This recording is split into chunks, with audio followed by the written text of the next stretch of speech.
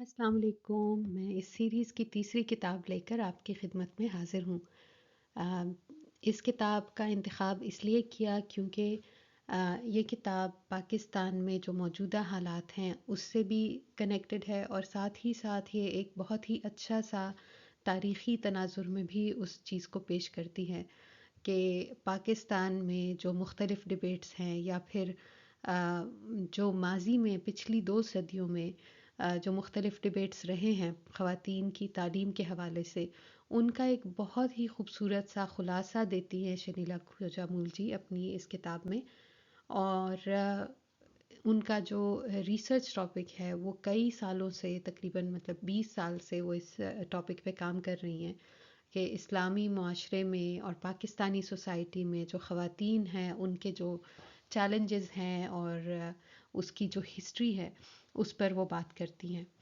اور اس کے حوالے سے آپ آخر تک ساتھ رہیے گا کیونکہ وہ ناولز پہ بھی بات کرتی ہیں، ڈراموں پہ بھی بات کرتی ہیں،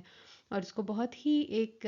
دلچسپ انداز میں اپنی کتاب کو لے کر چلتی ہیں۔ کتاب اگر آپ کو چاہیے تو وہ آن لائن اویلیبل ہے اوپن ایکسیس میں اس کا لنک دے دوں گی ڈسکرپشن میں، تو آپ ضرور ان کی کتاب بھی پڑھیے گا اگر آپ کو یہ ویڈیو پسند آتی ہے۔ کتاب کی ابتدا ہوتی ہے ملالہ یوسفزئی کے کردار سے اور ان کی ڈسکشن سے کہ کس طرح سے ایک اسکول جانے والی بچی جو ہے اس کو ایک تو اس کے ساتھ جو زیادتی ہوئی، جو ان کے ساتھ واقعہ پیش آیا، اس کے بارے میں وہ بتاتی ہیں، لیکن ساتھ ہی وہ دکھاتی ہیں کہ کس طرح سے اس واقعے کو جو انٹرنیشنل کمیونٹی ہے، جو کہ مغرب میں اس وقت جیسے امریکہ، یو کے یا پھر جو بڑے بڑے بین الاقوامی ادارے ہیں، ورلڈ بینک وغیرہ، ان تمام اداروں میں ملالہ کے کردار اور ان کے ساتھ ہونے والی جو زیادتی تھی اس کو بہانہ بنا کر مسلمان ممالک کو، جیسے تمام کے تمام مسلمان ممالک کو بچوں کے لیے، خاص طور پر بچیوں کے لیے اور ان کی ایجوکیشن کے لیے ایک انتہائی غیر محفوظ علاقہ قرار دے دیا گیا۔ جیسے ان کو ریسکیو کر کے یو کے لے جایا گیا، اور پھر ایک طرف تو یہ حقیقتوں سے جڑی ہوئی بات بھی ہے کہ اس وقت پاکستان میں ایک بہت بڑا چیلنج تھا، آج بھی ہے امن کے لیے، لیکن اس کو جواز بنا کر اور ساتھ ہی اس کو دوسری چیزوں کے ساتھ جوڑ کر، جیسے کہ بوکو حرام کا جو واقعہ آیا کہ انہوں نے 300 بچیوں کو اسکول سے اغوا کر لیا، اور پھر اسی طرح سے افغان طالبان نے جس طرح سے بچیوں کو اسکول جانے سے منع کیا، جو کہ آج کے لیے بھی یہ بات اتنی ہی ریلیونٹ ہے۔ ان تمام چیزوں کو، جیسے دنیا کے مختلف ممالک، دنیا کے مختلف حصوں میں جہاں جہاں پر مسلمان تھے، وہاں وہاں پر اسلام اور مسلمان خواتین کی ایجوکیشن کو جواز بنا کر کہ کیسے مسلمان خواتین یا مسلمان بچیاں وہ محفوظ نہیں ہیں اور ان کی تعلیم سے جو ہے وہ اسلام کو تنفر ہے، اور اسی وجہ سے ان بچیوں کو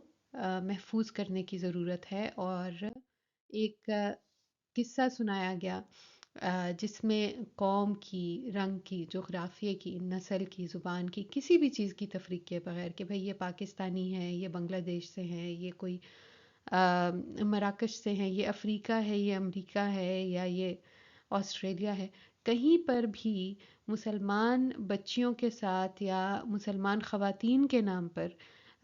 یہ ایک تھیوری پیش کی گئی کہ جو مسلمان خواتین ہیں یا جو بلیک خواتین ہیں، جو براؤن خواتین ہیں، یہ بلیک اور براؤن مردوں کا اور مسلمان مردوں کی زیادتیوں کا نشانہ ہے، ان کے ہاں محفوظ نہیں ہے۔ اور جیسے یہ پکچر ہوئی ہے نا کہ بس کہیں کی بات بھی کہیں لے جا کے جو وہ سٹوری کریٹ کرنے کی کوشش کر رہے تھے وہ یہ تھی کہ ورلڈ بینک یا پھر امریکہ یا نائکی سپورٹس جیسے ادارے یا انٹرنیشنل ڈیولپمنٹ کے ادارے، یہ ادارے جو ہیں یہ بچیوں کو امپاور کریں گے، بچیوں کو طاقتور بنائیں گے تاکہ وہ ان مردوں کا مقابلہ کر سکیں۔ اب یہ بات جو ہے تھوڑی سی اس میں یہ ہے کہ جیسے اس کو ہم نے اکثر ٹرکوں کے پیچھے دیکھا ہے کہ ہر مسئلے کا ایک ہی حل، بستر لے اور مرکز چل. تو اسی طرح کا ہم دیکھتے ہیں کہ ایک سمپل سا سلوشن ہر مسئلے کا، کہ سارے جتنے بھی مسئلے ہیں، چاہے آپ مجھے کوئی بھی مسئلہ بتائیں پاکستان کا یا دنیا کا، تو ہم کیا کریں گے؟ ہم ایک بچی کو کتاب دیں گے اور اس سے ہم غربت کا بھی خاتمہ کر دیں گے، اس سے ہم دہشت گردی کا بھی خاتمہ کر دیں گے، اس سے ہم شدت پسندی کا بھی خاتمہ کر دیں گے، عورتوں پر تشدد ہوتا ہے اس کا بھی خاتمہ ہو جائے گا. کیسے ہوگا؟ ایک چھوٹی بچی جو ہے اس پر ہم پورے کے پورے ملک کے تمام کام کی ذمہ داری ڈال رہے ہیں. کل کو وہ بچی بڑی ہوتی ہے، وہ خود بھی ایک ڈسوننس کا شکار ہوتی ہے کہ بھائی میں تو نہیں حل کر سکی، شاید میں ہی ناکام ہو گئی. آ، اور مطلب بجائے اس کے کہ دیکھا جائے کہ کون سے مسئلے کی وجہ کیا ہے اور کون سے مسئلے کا حل کس طریقے سے کیا جا سکتا ہے، نہیں، ہمیں ڈیٹیلز میں نہیں جانا، ہمیں کوئی سروکار نہیں ہے. اس وقت ہمارے لیے سب سے اہم بات جو ہے، جو انٹرنیشنل کمیونٹی تھی، ان کا طریقہ کار یہ تھا، اور اس میں ظاہر ہے ہماری حکومتیں بھی ان کے ساتھ مل گئی تھیں، کہ نہیں، ہم بچیوں کو تعلیم دے دیں گے اور وہ بچیاں سارے مسئلے حل کر دیں گی. تو اور پھر وہ پیاری پیاری سی بچیاں جنہوں نے بستہ پہنا ہوا ہے، ان کی تصویر کو بار بار جو ہے وہ فور فرنٹ پہ لے کے آنا، اور جیسے ان کو بچانے کا، کہ ان کو بچایا جا رہا ہے.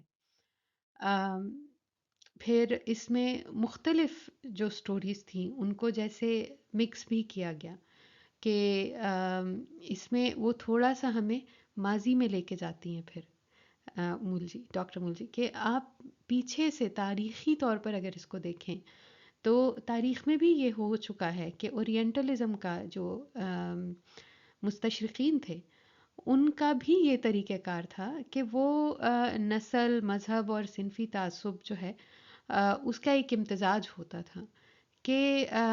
یہ جو مشرقی لوگ ہیں، ان کے ہاں خواتین کو پردہ کرایا جاتا ہے، ان کو گھروں کے اندر قید کیا جاتا ہے، ان کی کم عمری کی شادی کی جاتی ہے، ان کے ہاں مذہبی توہمات ہیں. تو ہم کیا کریں گے؟ ہم ان کو اس سب سے آزادی دلائیں گے. آزادی کیسے دلائیں گے؟ اس کا طریقہ کار ان کے ذہن میں یہ تھا کہ ہم ان کو مسلمانیت سے، مطلب ایک تو یہ کہ ہم ان کے ممالک پہ قبضہ کر لیں گے، اور پھر اس کے بعد جو ہے ہم ان کو عیسائی بنانے کی بھی کوشش کریں گے، جو مشنری سسٹم تھا. تو یہ جو دونوں آئیڈیاز ہیں، ان کی طرف وہ ہماری توجہ دلاتی ہیں کہ کیا ان آئیڈیاز میں کوئی چینج آیا ہے، چاہے وہ انگریزی استعمار کا دور تھا، یعنی کہ جو 19ویں صدی کے دوران انگریزوں نے ہندوستان پر قبضہ کیا تھا، اور جب وہ حکومت کر رہے تھے، مغلوں کی حکومت ختم ہوئی، انگریزی استعمار کا دور شروع ہوا، یا پھر جب پاکستان آزاد ہوا اور اس کے بعد جو آزادی کا خواب اور ترقی کا خواب اور خوشحالی کا خواب تھا، اس خواب کے دوران بھی جو مسلمان خواتین یا مسلمان بچیوں کی جو تعلیم ہے اس کا جو خواب ہے، یا پھر جو 21ویں صدی کا پاکستان ہے اس میں جو خواب ہے، کہ تو اس میں پہلے تو انہوں نے یہ دکھایا کہ ایک تو وہ لینس ہے، ایک تو وہ دیکھنے کا طریقہ ہے جو مغرب ہمیں دیکھتا ہے، کہ مغرب نے مشرق کو دیکھنا ہے تو وہ ایسے جیسے ایک ہی لاٹھی سے سب مسلمانوں کو یا سب ان جگہوں کو ہانک رہا ہے جہاں پہ بھی مغربی قوتوں کی حکومت رہی ہے. اس کے بعد وہ ہمیں لے کر آتی ہیں کہ اب میں توجہ زیادہ اس کتاب میں کروں گی مسلمانوں کی باہمی سوچ، آپس کے جو مسئلے ہیں، آپس کی جو نظریاتی آپس میں ان کی جو چپکلش ہے، جو کہ بھئی جب مسلمان محکوم ہو گئے اس کے بعد انہوں نے کیسے سوچا کہ بچیوں کو کیا تعلیم دینی چاہیے. پاکستان آزاد ہو گیا، آزادی کے بعد کیا خواب دکھائے گئے، اس کے بعد 21ویں صدی میں جو پاکستان آج کل کا دور ہے اس میں پاکستان میں عورتوں کے ساتھ کیا سلوک کیا جا رہا ہے یا ان کی تعلیم کے بارے میں کیسے سوچا جا رہا ہے. اس میں وہ شروع کرتی ہیں کہ کیسے جب برطانوی استعمار کا وقت تھا، 19ویں صدی سے ہم ابتدا کر رہے ہیں، کہ اس وقت میں اب ظاہر ہے مال دولت اتنی نہیں رہی، اور شریف شرفا کا کی جو ڈیفینیشن تھی وہ شروع میں تھی کہ بھائی اگر آپ مغل دربار سے جڑے ہوئے ہیں تو آپ جو ہیں شریف ہیں. اب یہاں پر جو ہے جب مغل دربار ہی نہیں رہا، جب وہ دولت کی ریل پیل ہی نہیں رہی، تو پھر کس طریقے سے اس سوچ کو دیکھا جائے کہ اب شرافت کیا ہے، اب مسلم عورت کیا ہے، اب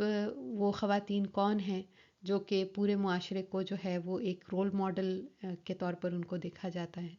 دوسرا مسئلہ یہ تھا کہ ظاہر ہے برطانوی استعمار کا دور ہے، اور جو تعلیمی نظام تھا استانیوں کا جو مغل دور میں چل رہا تھا، جب ظاہر ہے پیسہ تھا تو گھروں پہ استانیوں کا اور خطاط کا اور اتالیق کا جو نظام تھا، وہ سارا نظام جیسے درہم برہم ہو گیا.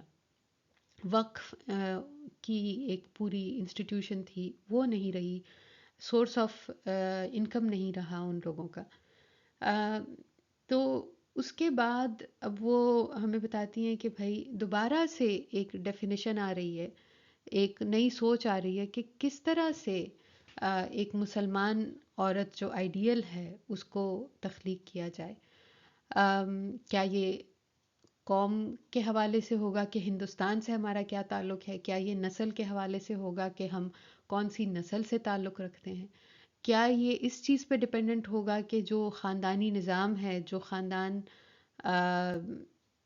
میں ہمارا رول ہے اس پہ ہوگا، یا پھر جو ہم کام کاج کرتے ہیں، جو ہم کماتے ہیں، کیا وہ اس ڈیفینیشن میں اہم ہوگا،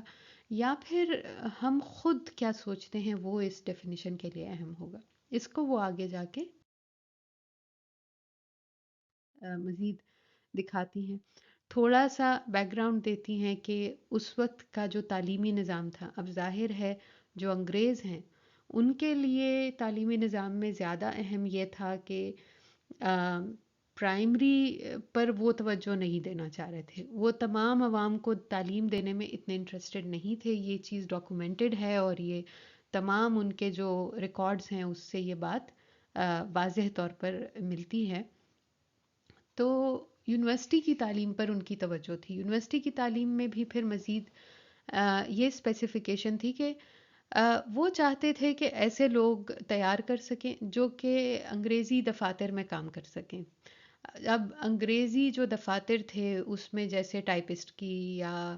اس وقت مطلب اگر خطاط کی ضرورت ہے، جو ٹرانسلیٹر کی ضرورت ہے، ان کے لیے ان کا جو منشی کی ضرورت ہے، لکھنے پڑھنے والے کی ضرورت ہے جو کہ ان کے کام چلا سکے. اس میں یونیورسٹی کی تعلیم میں یہ نہیں ہے کہ کوئی ہندوستان میں وہ لوگوں کو ریسرچ کے لیے تیار کرنا چاہ رہے تھے یا ان کو وہ کوئی خاص شعور دینا چاہ رہے تھے، بلکہ شعور جو ہے اس کو دبانا زیادہ پروموٹ کیا جا رہا تھا. تو یونیورسٹی کی تعلیم زیادہ اہم، اور وہ بھی ایک خاص مقصد کے لیے ہی جو تعلیم لوگوں کو تیار کر سکے جو کہ ان کے کارخانوں میں جا کر ان کے لیے کارآمد ہو سکے. تو یہ تھا انگریزوں کی حکومت کا ایک جو ان کا ویژن تھا. لیکن ساتھ ہی ساتھ جو مشنری تھے، جو ان کی عیسائی مذہب کی دعوتی سرگرمیاں تھیں اور وہ اس کے ذریعے سے مقامی لوگوں کو ان کے اپنے خیال میں تہذیب دینے کا جو مشن تھا وہ بھی ساتھ میں جاری تھا، جو کہ مشنری اسکولوں کے ذریعے سے زیادہ تر چل رہا تھا یا پھر مشنری ہسپتالوں کے ذریعے. اس کے بعد اب وہ دوبارہ سے ہمیں بتاتی ہیں کہ کیا تعلیم آزادی کا راستہ ہو سکتا ہے. اگر ہمارا معلم ہی ہمیں غلامی کا درس دے رہا ہو تو کیا یہ آزادی کا راستہ ہو سکتا ہے؟ کون یہ فیصلہ کرے کہ تعلیم کیسی ہونی چاہیے؟ مطلب اب ظاہر ہے عورتوں کی تعلیم کے حوالے سے آپ نے پہلے بھی آپ جانتے ہوں گے کہ کوئی کہتا ہے کہ صرف سینہ پرونا سکھا دیں، کوئی کہتا ہے کھانا بنانا سکھا دیں، کتابوں کا کیا کرنا ہے، صرف چولہا ہی کرنا ہے تو بھائی آپ ان کو بس اچھے اچھے کھانے بنانے سکھائیں. تو وہ ہمیں پورا ایک تاریخی تناظر میں اس پہیلی کو سمجھنے کی کوشش کرتی ہیں۔ اس کے لیے جو انہوں نے تحقیقی مواد استعمال کیا ہے، تو انہوں نے مختلف اوقات میں جو، آپ اگر ان کی کتاب دیکھیں گے آن لائن اویلیبل ہے، تو اس میں آپ وہ تصاویر دیکھ سکیں گے جو انہوں نے رسالوں کی تصاویر لی ہیں، مختلف اشتہارات کی تصاویر لی ہیں، اہم کتابیں جو اس موضوع پر لکھی گئیں۔ اس کے علاوہ خواتین کے جو رسالے تھے، جو ماہنامے تھے، جیسے عصمت ہو گیا یا علی گڑھ سے شائع ہونے والے ماہنامے تھے، مختلف ناول تھے، حکومتی دستاویزات جس میں خواتین کی تعلیم کے بارے میں بات کی گئی تھی، مختلف سیاسی بیانات جو کہ انگریزوں کی طرف سے یا مسلمان مفکرین کی طرف سے مختلف اوقات میں پیش کیے گئے ہیں، یا سیاسی لوگوں نے سیاسی بیانات دیے ہیں، ٹی وی میں جو نشریات ہیں، یعنی جیسے میں نے پہلے بھی ذکر کیا، ڈراموں میں کس طرح سے عورتوں کو پیش کیا گیا، اور ساتھ ہی انہوں نے دور حاضر میں مطلب کچھ اسکول کی بچیوں کے ساتھ انٹرویوز بھی کیے۔ تو ان تمام جو باتیں ہم کرنے جا رہے ہیں، تو ان کی بنیاد کیا ہے؟ انہوں نے اپنے تحقیقی مواد میں ان تمام چیزوں کو شامل رکھا ہے۔ سب سے پہلے وہ ایک بہت ہی خوبصورت اور بہت ہی امپورٹنٹ ٹاپک کے بارے بات کرتی ہیں کہ ہم اکثر کہتے ہیں یہ لوگ شریف ہیں۔ تو شرافت کی جو تعریف تھی، وہ ایک وقت میں مغل دربار کے ساتھ جڑے رہنے سے تھی، اور مطلب ایک اشراف کا طبقہ تھا جو کہ زیادہ تر عربی، افغان، ایرانی، عرب، جو کہ دوسرے علاقوں سے ہندوستان میں آئے تھے، ان کو اشراف کہا جاتا تھا۔ ان کے اوپر زیادہ تر جو انتظامی چیزیں تھیں وہ بھی انہی کے ہاتھ میں تھی، زیادہ تر جاگیریں بھی ان کو جو ہے اس سے ایک خاص مطلب ایک انکم آ رہی تھی، ایک ٹیکس تھا، اور پھر اس میں مطلب ایک ذات پات کا پورا سسٹم بنا دیا گیا تھا۔ مالی حیثیت کیا ہے، معاشرے میں آپ کو کیسا دیکھا جا رہا ہے، ظاہر ہے اگر آپ دربار سے جڑے ہوئے ہیں تو آپ کی معاشرے میں بھی ایک حیثیت ہے۔ تو شرافت کی جو تعریف تھی وہ ان چیزوں سے جڑی ہوئی تھی۔ پھر آہستہ آہستہ اس کی جو تعریف ہے، وہ جب مغل حکومت ختم ہوتی ہے تو وہ جو تعلیم یافتہ لوگ تھے یا جو مفکرین تھے، وہ دوبارہ سے سوچ رہے ہیں کہ اچھا اب شرافت کیا ہوگی، کیونکہ دربار تو نہیں رہا، تو اب وہ چیز تھوڑی سی نسلی بنیادوں سے بڑھ کے اس پہ آ گئی کہ آپ مذہب کو کیسے فالو کر رہے ہیں، آپ کس قدر اسلام کے اوپر عمل کر رہے ہیں، آپ مسلمانوں کی بہتری کے لیے کیسے کام کر رہے ہیں۔ تو ہمیں مفکرین کی آراء میں یہ ایک تبدیلی دکھتی ہے، لیکن وہ جو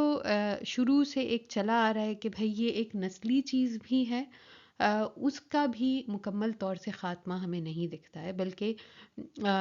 جگہ جگہ آپ کو نسل، خاندان، یہ ریفرنسز آپ کو ملتے رہتے ہیں جب بھی شرافت کے بارے میں ڈسکشن ہوتی ہے۔ آم، جیسے خواتین کی تعلیم کے حوالے سے یہ بات کیوں اہم ہے؟ یہ اس لیے اہم ہے کہ جیسے انہوں نے ایک ایگزامپل دی ہے کہ 1906 میں ماہنامہ عصمت میں ایک سوال ہوا تھا کہ کیا ایک خاتون جو ہیں وہ عورتوں کے ہسپتال میں طب کی تعلیم حاصل کر سکتی ہیں؟ تو اس وقت میں یہ چیز جو ہے کہ ایک طرف تو انہوں نے وہ جو طلب العلم فریضۃ علی کل مسلم، وہ والی حدیث بتا دی کہ بھائی یہ نبی کریم صلی اللہ علیہ وسلم کی طرف سے تو اس پہ کوئی پابندی نہیں ہے، اسلام کی طرف سے کوئی پابندی نہیں ہے، بلکہ یہ تو فرض ہے کہ آپ علم حاصل کریں۔ لیکن ایک بہت ہی آپ اگر دیکھیں کہ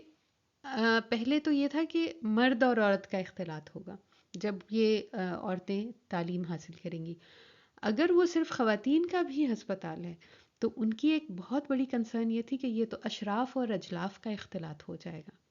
اور یہ چیز انہوں نے ایک بہت ہی کام کی بات کی ہے، کیونکہ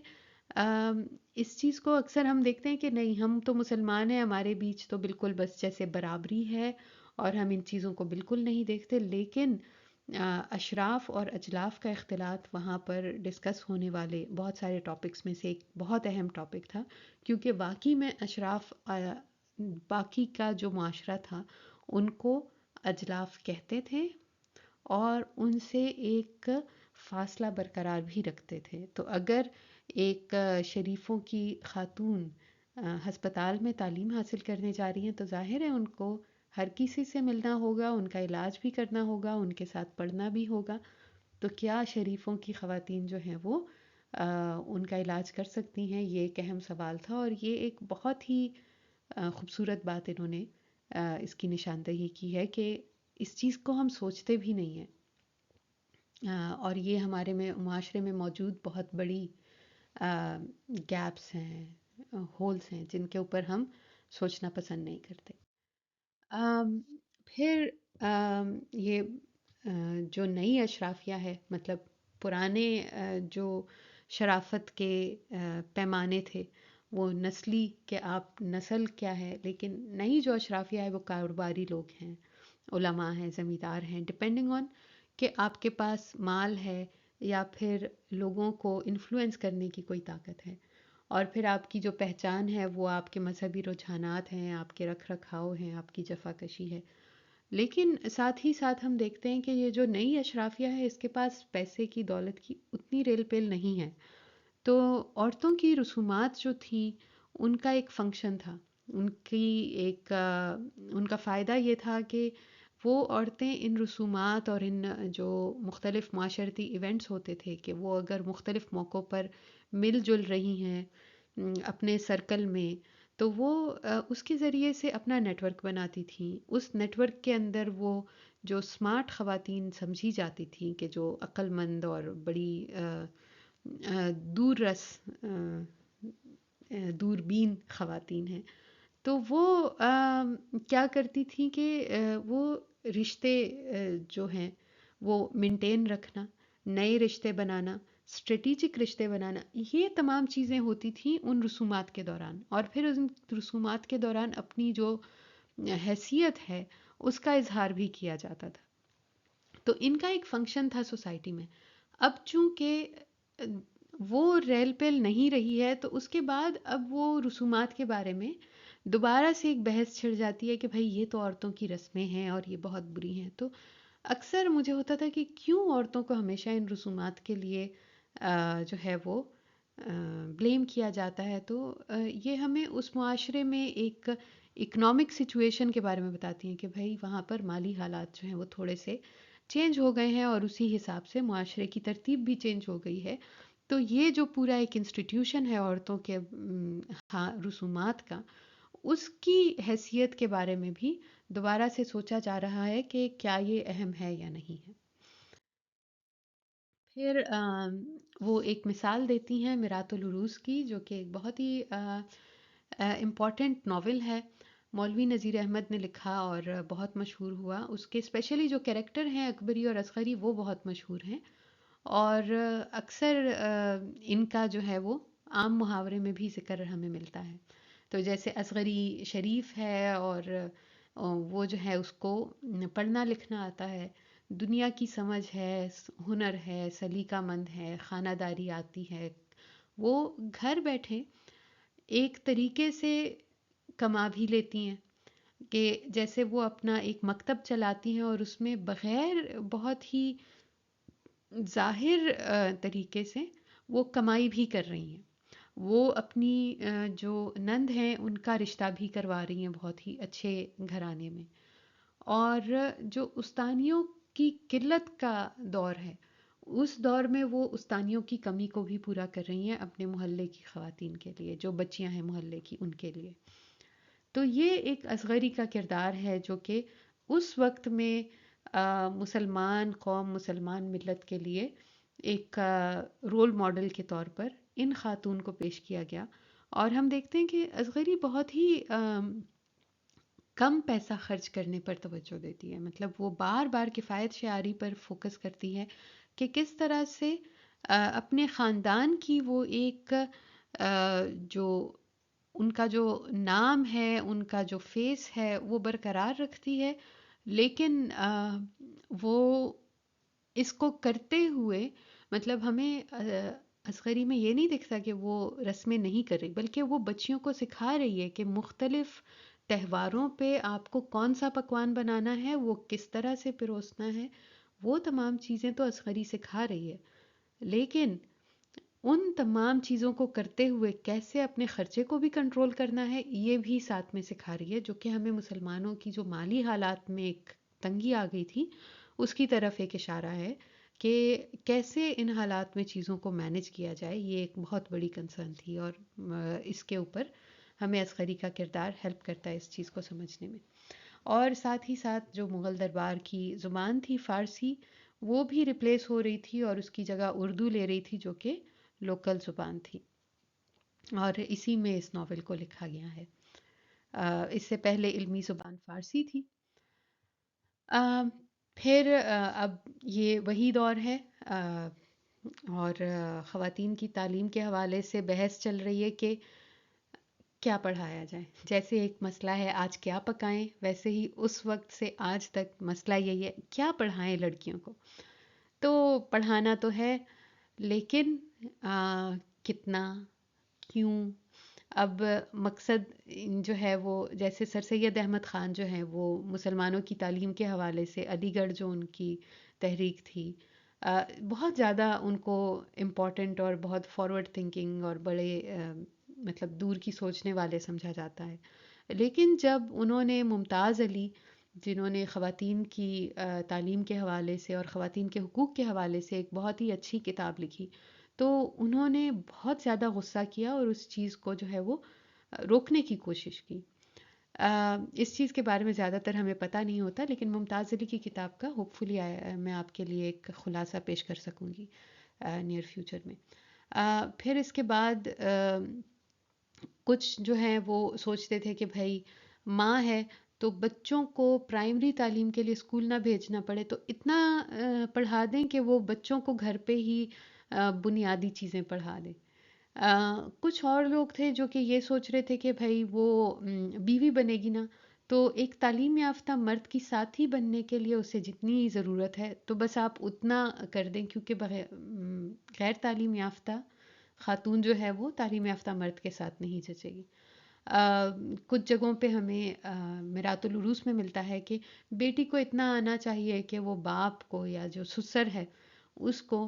گھر کی خیر خبر کی چٹھی لکھ دے، اور اگر وہ انہیں چٹھی بھیج رہے ہیں تو وہ چٹھی پڑھ کے گھر والوں کو سنا دے۔ یا پھر جو ہے تو مطلب ہر رول میں ہم دیکھتے ہیں کہ خاندان کے لیے اس عورت کی یوٹیلیٹی کیا ہے، اس حساب سے ہر انسان نے اپنی ترکیب لکھی ہے کہ عورت کو کتنا پڑھایا جائے۔ اور زیادہ تر جو بحث ہے وہ اسی چیز پہ رہتی تھی کہ بھائی ہم شریف ہیں تو کیا یہ جو ہیں گھر سے باہر جا سکتی ہیں یا نہیں، تعلیم کے لیے باہر جانا ٹھیک ہے یا نہیں، تعلیمی معیار کے اوپر جو ہے ظاہر ہے اس کا اثر یہ ہوتا تھا کہ آپ کا تعلیمی معیار کیا ہونا چاہیے، وہ بحث ان تمام چیزوں میں ہمیں بہت ہی کم دکھتی ہے۔ اسی سلسلے میں ایک اور بہت ہی اہم کتاب جس کا ذکر جو ہے وہ ضروری ہے، بہشتی زیور، اس کے بارے میں ڈاکٹر مولجی بتاتی ہیں کہ کیسے اشرف علی تھانوی صاحب کی کتاب میں ہمیں جو پرانی روایت ہے کہ جو اشراف کی خواتین یا جو مختلف مسلمان خواتین پڑھتی لکھتی تھیں، تو ظاہر ہے وہ پڑھتی تھیں قرآن بھی، فقہ بھی، جو قانون تھا، لین دین کے مسائل تھے، کیونکہ ان میں سے بہت ساری خواتین جو ہیں وہ بڑی بڑی جاگیروں کی مالک تھیں، تو کیسے جو ہے وہ کانٹریکٹ سائن کیے جاتے ہیں اور کاروبار کیے جاتے ہیں، اور یہ چیز جو ہے ایک عام چیز تھی مسلمان خواتین کے لیے، اس سے پہلے کہ جب مسلمانوں کے حالات جو ہیں وہ کافی حد تک سمپلی مالی حالات ہی خراب ہو گئے، سیاسی حالات خراب ہو گئے، اس سے پہلے کا وقت جو تھا اس میں یہ چیزیں روایت میں موجود تھیں، تو اس کی طرف وہ توجہ دلاتی ہیں کہ ایک طرف تو مولانا اشرف علی تھانوی جو ہیں وہ لکھنے پڑھنے کے حوالے سے کہ کیوں خواتین کو حساب سیکھنا چاہیے اس کو بھی وہ بتاتے ہیں. لیکن وہیں پہ پھر ان کی جو ہے وہ دیگر جو آئیڈیاز ہیں اس دور میں، جیسے وہ میرات العروض کے خلاف بھی لکھتے ہیں کہ ایسے ناول، ایسی باتیں لڑکیوں کو نہیں سیکھنی چاہیے. اور ساتھ میں جو ہے پھر ایک اور وہی اشراف اور اجلاف کی جو بات ہے کہ ان کا اختلاط جو ہے وہ کیسے روکا جائے، اس کے بارے میں بھی وہ بتاتے.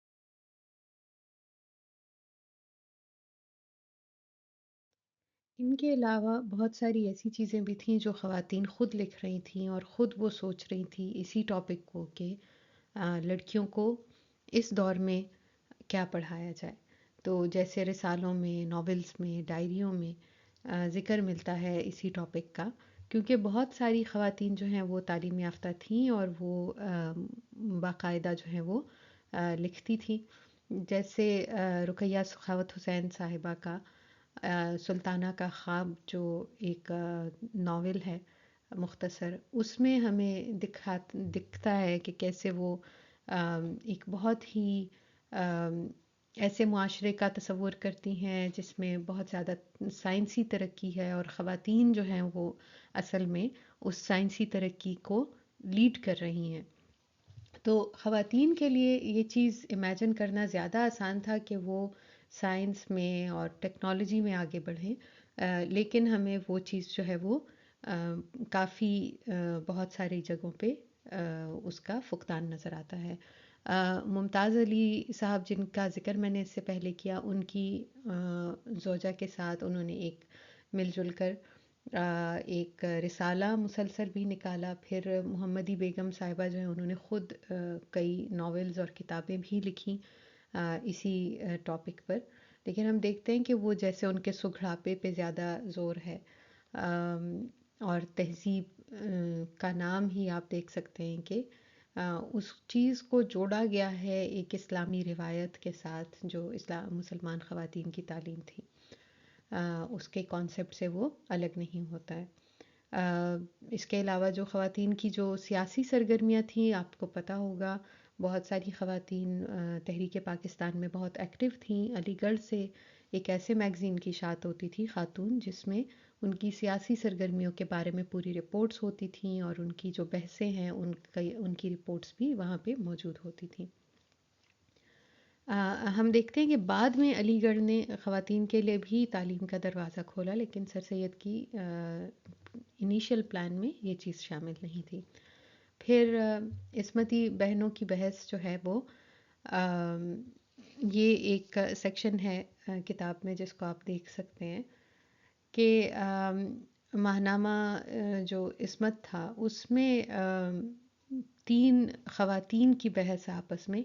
کہ ایک اچھی مسلمان بننے کے لیے کون سی تعلیم چاہیے. تو کچھ خواتین کا خیال تھا کہ صرف دینی تعلیم ہونی چاہیے،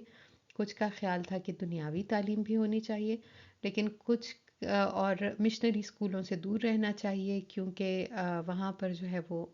دین کو خطرہ ہے. لیکن کچھ کا جو ہے وہ پھر یہ تھا کہ نہیں بھائی کوئی روک نہیں ہونی چاہیے.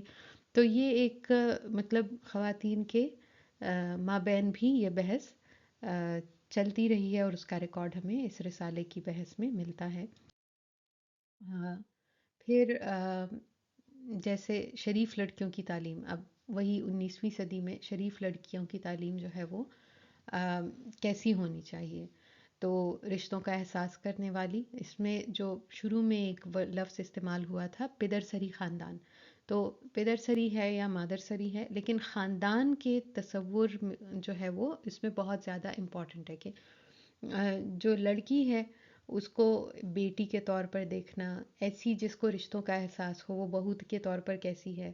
پردہ کتنا کرتی ہے، کپڑے کیسے پہنتی ہے، اوڑھنے کا ڈھنگ، نمازیں، اس کا جو ہے وہ دین سے تعلق کتنا ہے. اور ان سب کے باوجود وہ انگریزوں سے مرعوب نہیں ہوتی، وہ مشنری لوگوں سے جو ہے وہ زیادہ مطلب دبتی نہیں ہے یا ان سے امپریس نہیں ہوتی ہے. اور خانہ داری میں بھی وہ آگے ہے، ہنر ہے اس میں، سینہ پرونا آتا ہے، پکانا آتا ہے. ظاہر ہے اس وقت جو ہے یہ پانڈا اور مختلف جو گھر بیٹھے آپ منگوا لیتے ہیں، یہ چیزیں اس وقت نہیں ہیں، تو کھانا پکانا اور سینا پرونا بیسک سکلز ہیں جس کے بغیر میرے خیال میں سروائیول ہی مشکل ہوگا، خاص طور پر جب آپ کی اب نوکرانیاں نہیں رہیں، اتنا پیسہ نہیں رہا۔ آم، پھر وہاں پہ جو ہے وہ جو اکبری کا جو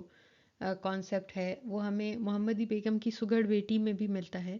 کہ جو غافل لڑکی ہے وہ کیسی ہے، کہ جس کو کسی کی فکر نہیں ہے، جو رشتوں سے بھی غافل ہے، جو خاندان کی پرواہ نہیں کرتی، جو اللہ تعالیٰ سے اپنے تعلق کی پرواہ نہیں کرتی، جو فضول خرچ ہے، جو کہ پہننے اوڑھنے میں پردے کا اتنا خیال نہیں کرتی ہے،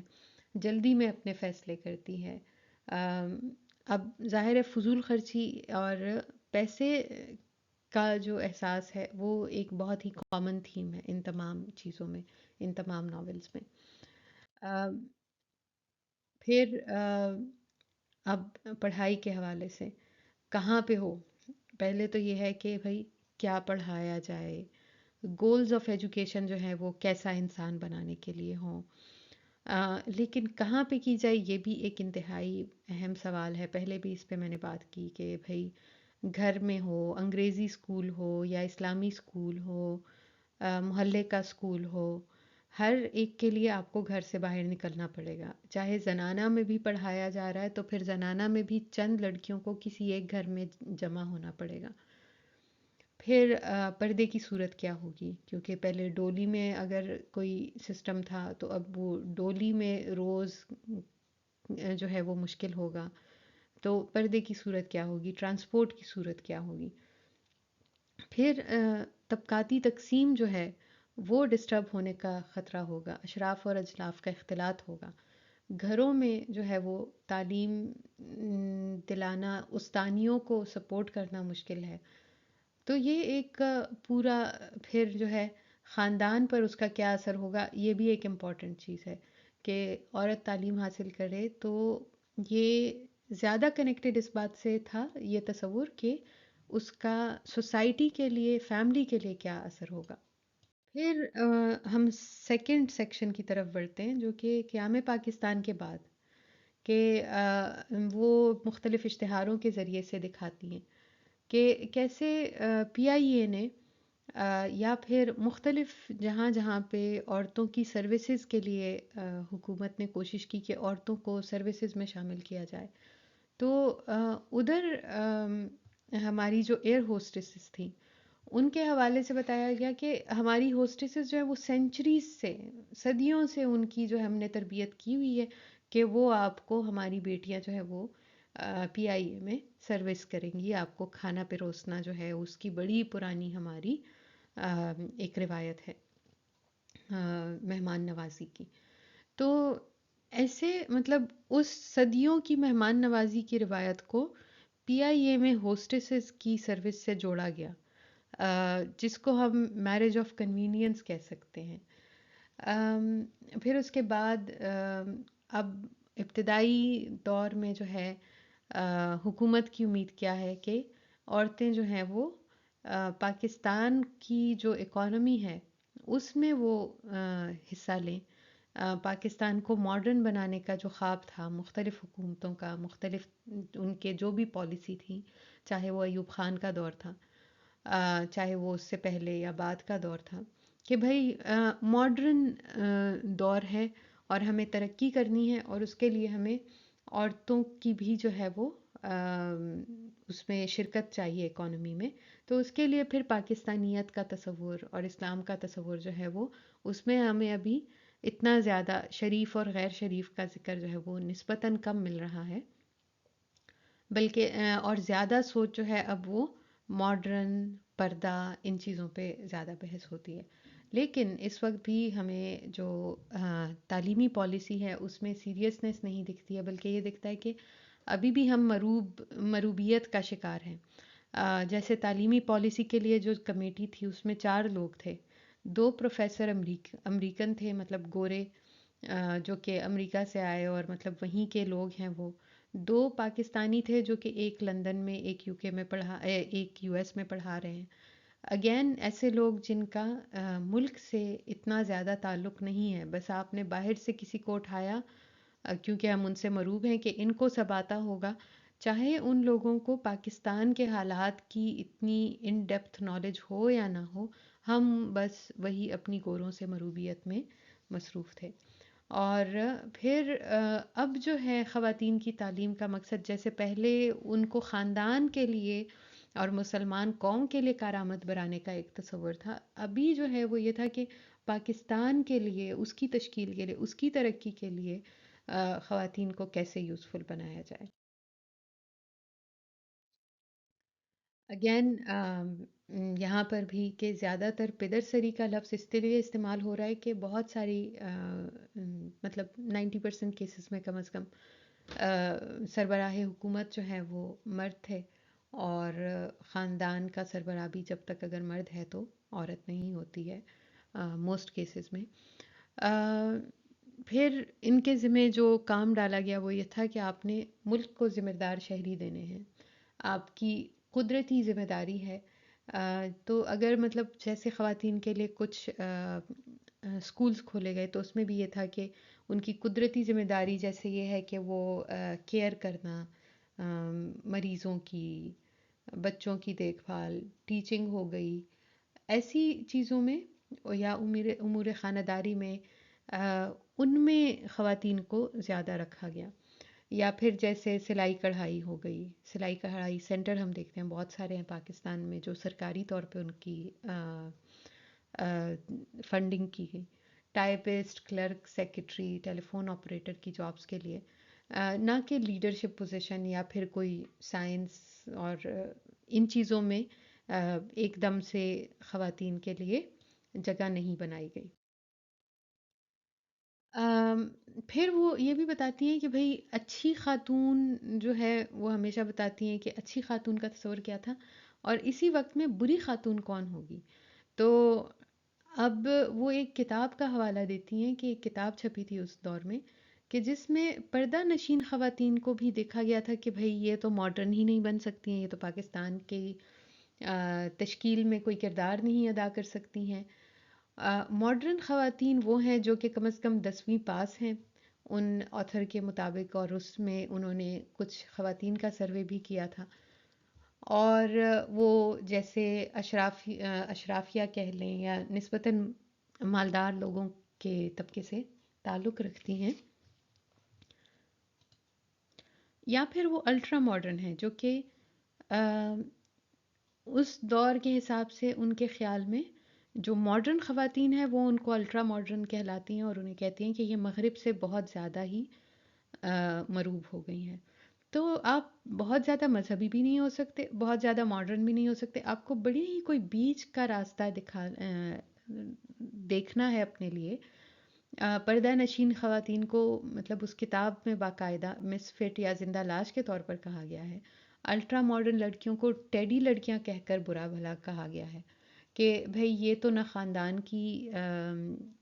حفاظت کر رہی ہیں، نہ ہی یہ ملک کے لیے کچھ کر رہی ہیں، بلکہ ان کو ٹیڈی لڑکیاں کہہ کر مطلب یہ بھی ایک ناکام مثال ہے۔ ترقی کی ضامن جو ہے وہ لڑکی ہے جو کہ تعلیم یافتہ ہے، ماڈرن ہے، لیکن بہت ہی مطلب کوئی حسب ذائقہ قسم کی سچویشن ہے کہ اصل میں اس کو پدرسری نظام میں اگر وہ چل رہی ہے، خاندان میں بھی اور ملک میں بھی، اگر وہ اچھی طرح سے مان رہی ہے تو ٹھیک ہے، نہیں تو وہ ضائع ہے، ایسی کوئی ہمیں تصویر دکھتی ہے۔ اور وہ جو ہے وہ اسلام کی محافظ بھی ہے، وہ اقتصادی ترقی جو ملکی ہے اس میں بھی وہ حصہ ڈال رہی ہے، گھریلو ہے، متقی ہے،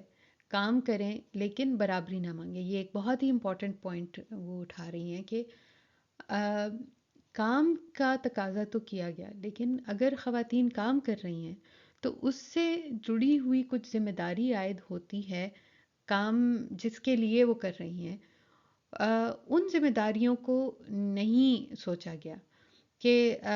مطلب اب اگر ایک خاتون کام کر رہی ہے تو پھر کم از کم اس پر یہ ذمہ داری نہ ڈالی جائے کہ بچے کی ذمہ داری مکمل طور پر جو ہے وہ عورت پہ ہو، یا پھر وہ ٹرانسپورٹ کا کیا ہوگا، یا پھر معاشرے میں اس کو کیسے دیکھا جائے گا۔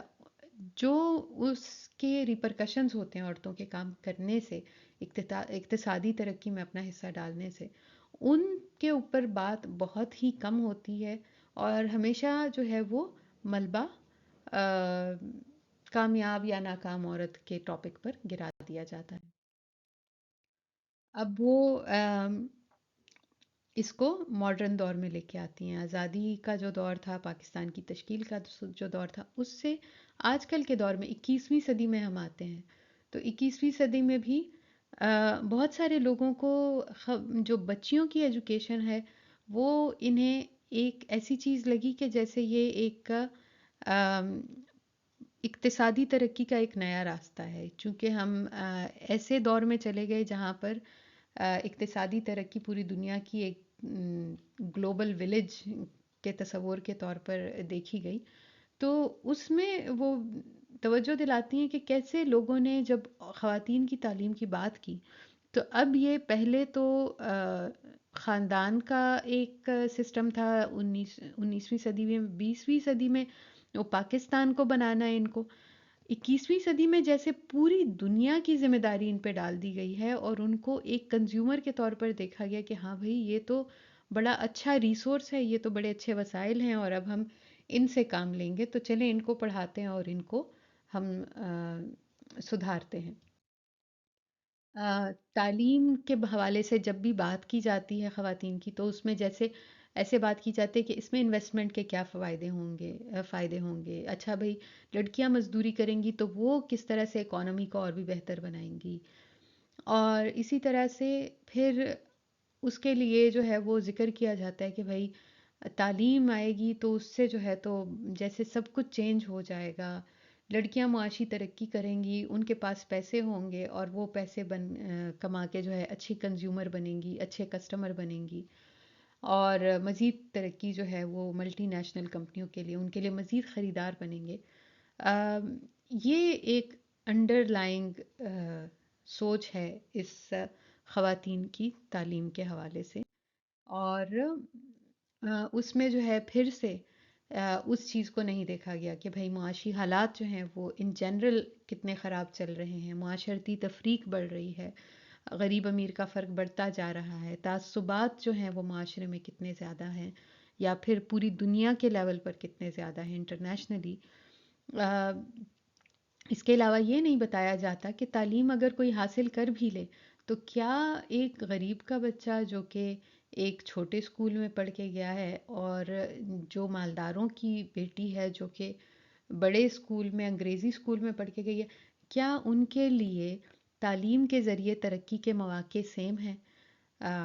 اس چیز پر اس تمام سٹوری میں کہیں پر بھی روشنی نہیں ڈالی جاتی جب ہمیں تعلیم کا خواب دکھایا جاتا ہے، بلکہ ہر جگہ جو ہے تو ہر طبقے کے لیے ایک مخصوص نوکریوں کا راستہ ہوتا ہے اور ان کو صرف وہی مل پاتی ہیں۔ پھر انہوں نے ان سٹوریز کی طرف توجہ دلائی جو کہ ٹی وی پر چلے ڈرامے، کہ اکبری اور اصغری کے جو تعلیم و تربیت ہے اس کے بارے میں آج کل بھی اگر ایک ڈرامہ آتا ہے تو اس میں سوچ کیا ہوتی ہے کہ جو شہری مڈل کلاس لڑکیاں ہیں، اس میں انہوں نے بیکی اور سارہ کی جو مثال دی ہے، جو ڈرامہ چلا تھا، اس کی تفصیل آپ کو کتاب سے مل جائے گی، اس میں بھی وہی بات ہے کہ غیر مردوں سے اختلاط کیسے ہو، ملازمین سے برتاؤ کیسے ہو، مشرقی تہذیب کو کیسے مغربی تہذیب سے بہتر ثابت کیا جائے، تو یہ ساری چیزیں ابھی بھی سب سے زیادہ امپورٹنٹ اس ڈرامے میں یہی تھا کہ عورت اپنے آپ کو کیسے کیری کرے، اس چیز پر بہت زیادہ ایک زور تھا۔ اسی طرح سے آئزہ آئمہ کی کہانی ایک اور میرات العروج کو بنایا گیا،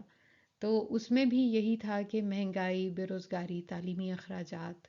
عورت کا گھر سے باہر جانا نہ جانا، اس کے کپڑے، اس کا خرچہ، اس کی رسومات، جہیز، پڑھائی کرنا لیکن نوکری کرنا یا نہ کرنا، ان تمام چیزوں کے اوپر جو ہے ابھی بھی ٹاپک وہی ہے، جیسے اکبری اصغری کی کہانی تھی اور اس میں جو مسئلے تھے وہ مسئلے آج بھی وہیں پر ہیں کہ